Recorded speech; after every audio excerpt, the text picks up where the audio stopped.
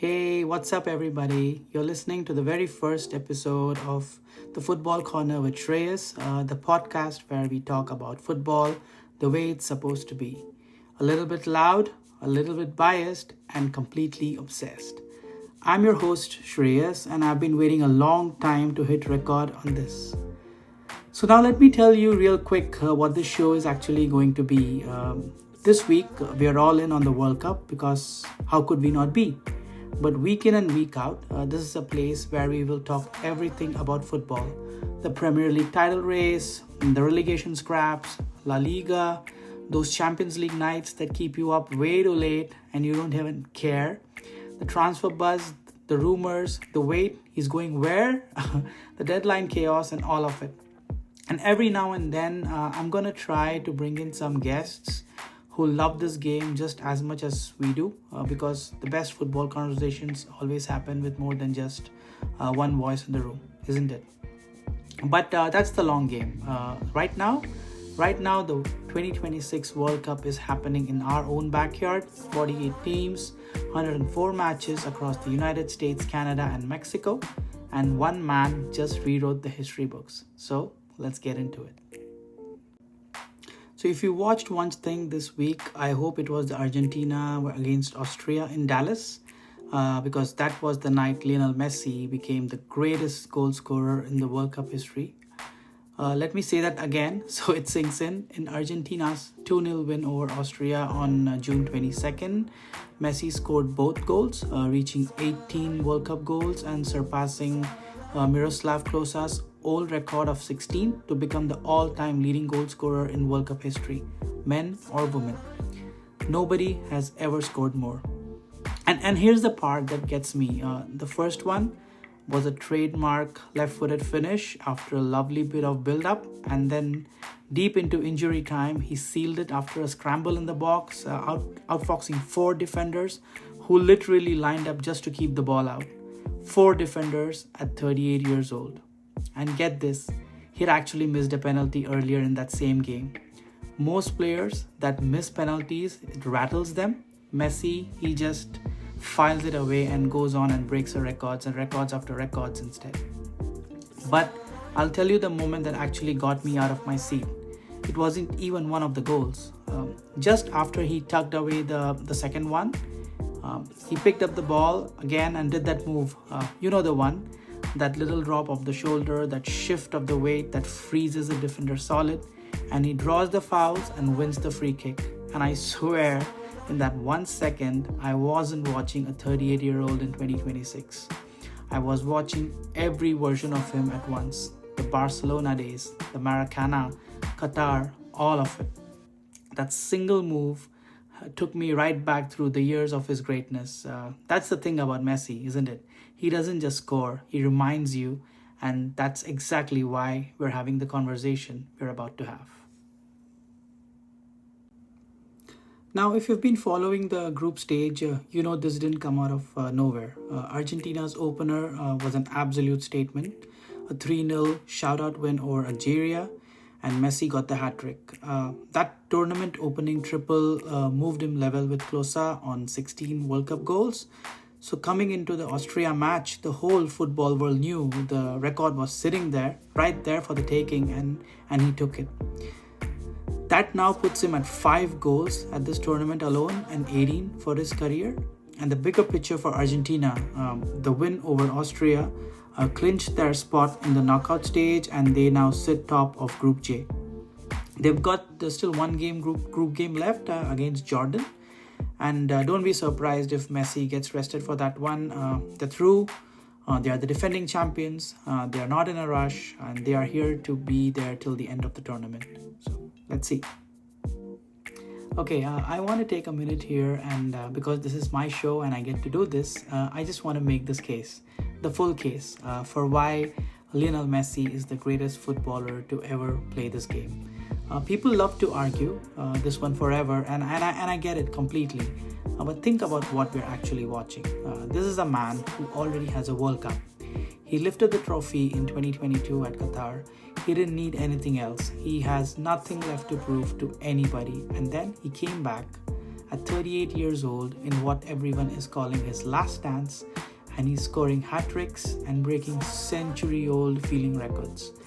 He's the player widely regarded as the greatest of all time, and this tournament is the exclamation point, I would say, on that argument. And it's not just the numbers, although the numbers are now untouchable. It's the way he does it, isn't it? The penalty miss and the bounce back, the injury time winner where he beats four men in a phone booth. One writer this week literally put it as Messi shows why he's the GOAT with record-breaking goals. When the neutral press is calling it the same thing the diehards have been saying for like 15 years, that's just not bias anymore. That's just a record. And look, I'll be passing this on to my own family for the rest of my life. There are players you respect, and there are players you'll be telling your kids you gotta watch live. Messi is the second kind. We're living through the final chapter of the best there's ever been, so don't sleep on it. All right, let me come up for some air because as much as I could talk about Messi for 15 straight minutes, there's a whole tournament going on. The man chasing him, Kylian Mbappé. France just beat Iraq 3-0 and Mbappé moved to joint second on the all-time World Cup scoring list. He is now right in the conversation, just behind Messi's 18. He's younger, he's flying, and people are calling him Mr. World Cup, and rightly so. So the record that Messi just set, it might not be safe forever, but that's a problem for another day. And speaking of all-time greats refusing to leave the stage, Portugal just beat Uzbekistan and Cristiano Ronaldo grabbed himself a brace. Yeah, him too. Look, you all know where I stand on the GOAT question. I just spent a whole segment on it, but I'm not about to sit here and pretend that the other guy isn't still banging them at his age. 2 goals, Portugal cruising through the gears, and somehow the Messi Ronaldo era, I feel it still isn't done writing chapters. Both of them, this stage, this tournament, what a time to be a football fan. Up in the goal scoring chaos, Erling Haaland and Norway are through too. So Haaland helped Norway fire them into the knockouts with 2 goals. Over in the Spain camp, the kid everyone's been waiting on finally arrived. Lamine Yamal scored his first World Cup goal, and Spain are starting to look like the contenders we expected. England under Tuchel are flowing, and the other big names already qualified, including the Mexico, US, and Germany. I want to bring it home for a second, literally, because if you're listening from where I am, up here in Canada, this has been a week we're going to remember for a long, long time. Canada earned their first ever World Cup group stage point in a 1-1 draw with Bosnia and Herzegovina, and then 6 days later got their first ever World Cup win, a 6-0 demolition of Qatar, 6-0, and the man of the hour was Jonathan David. He scored a hat-trick, the first World Cup hat-trick by a host nation since Geoff Hurst did it for England in the 1966 final, and the first by a North American player since 1930. Now, that is rarefied air. And the only sad part was the injury to Ismail Kone. I think Canada is going to miss him a lot over the next few games. And I would say like that took the shine out of the win a bit. But hey, Canada is cooking. And it started right here. The opening match for Canada was at the BMO Field in Toronto. If you were anywhere near a screen, you felt it. There were watch parties and packed bars and outdoor plazas with thousands of people just losing their minds. Now here's the kicker. Canada faces Switzerland in the group finale in Vancouver, and a win or even a draw gives them first place in Group B, a co-host nation topping its group. Nobody saw that coming, and I'm here for every second of it. So where does that leave us heading into the back half? The knockouts are almost here. Argentina are through and top of their group with the GOAT leading the line. France and Mbappé are rolling. Spain is waking up.